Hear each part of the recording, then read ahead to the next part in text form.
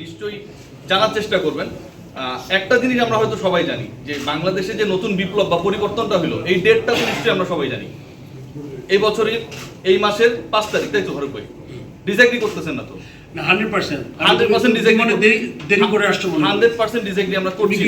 একদম প্রথম থেকে আছো? প্রথম থেকে আছি ফারুক ভাই। শুনছো তো, আমি তোমাকে বলছি কি আপনি চমৎকার বলেছেন ফারুক ভাই, ওই প্রশ্ন এবং ওই কন্টিনিউইটি আমি রাখবো।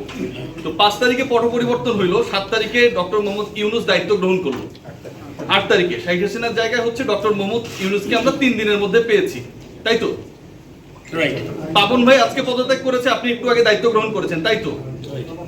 চন্ডিকা হাথুরু সিংকে সরানোর জন্য, তার রিপ্লেসমেন্ট পাওয়ার জন্য, যখন বাংলাদেশ ক্রিকেট বোর্ডের আমরা রিপ্লেসমেন্ট পাই, বাংলাদেশের যখন রিপ্লেসমেন্ট পাই, তখন আমরা এই চন্ডিকা হাথুরু সিংহে তার আমরা রিপ্লেসমেন্ট পাইতেছি না।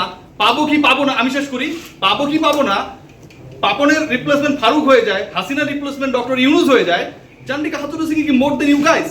যার রিপ্লেসমেন্ট নিয়ে আমাদের এত টেনশন হয়, আমরা ডিরেক্টলি বলতে আমরা হচ্ছে অনেকটা কুণ্ঠাবোধ করি যে হাথুরু সিংকে রাখবো কি রাখবো না, এটা পলিসির আলোচনা।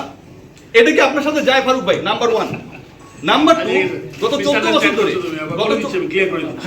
গত 14 বছর ধরে এই মিরপুরের উইকেটটাকে যিনি কিউরেট করেন, গামিনী ডি সিলভা, বাংলাদেশে যে শ্রীলঙ্কান সিন্ডিকেট তার আরেকটা অংশ, ডেপুটি দিদি এখানটায়, তিনি যেভাবে মিরপুরের উইকেটকে নষ্ট করেছেন, হাল চাষ করলেও এখানটা কিছু ফলতো, সেটাও ফলেনি।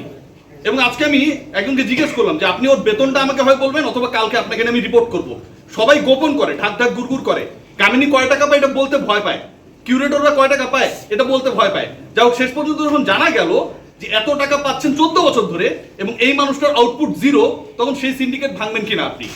এখানে আপনি বলবেন না যে পলিসিগত ব্যাপার, আপনি প্লিজ ডিপ্লোমেট হবেন না। না, প্রথম আমি তোমাকে বলছি যে হাতুড়ের ব্যাপারে যে স্ট্যান্ডটা, ওই কথাটা মিস করেছো। হাতুড়ের ব্যাপারে স্ট্যান্ডটা আমার ছিল বোর্ড প্রেসিডেন্ট হওয়ার 2 দিন আগে, ওই স্ট্যান্ডেই আছি আমি।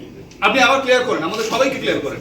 এটা কি আমি বলছি না ফারুক ভাই, এটা sir, I mean like you are good, তুমি যেটা মিন করো এরকম পরিষ্কার, বাট আমিও কিন্তু খুব পরিষ্কার। এখন আমি মনে করো যে চেয়ারে আমি ওইখানে পয়সা করতে পারি, এটা আমি কিন্তু করতে পারবো না।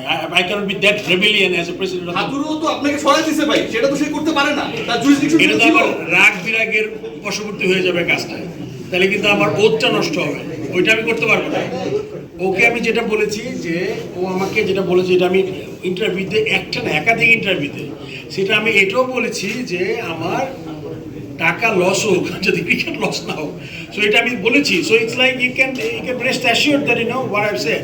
আর সিন্ডিকেটের ব্যাপারে এই ধরনের কাজ আমি যে কথা চেষ্টা করব, ইট উইল নট হ্যাপেন, চেষ্টা করব। ও তো I think he left the country, is he around? আমি জানি না। আচ্ছা,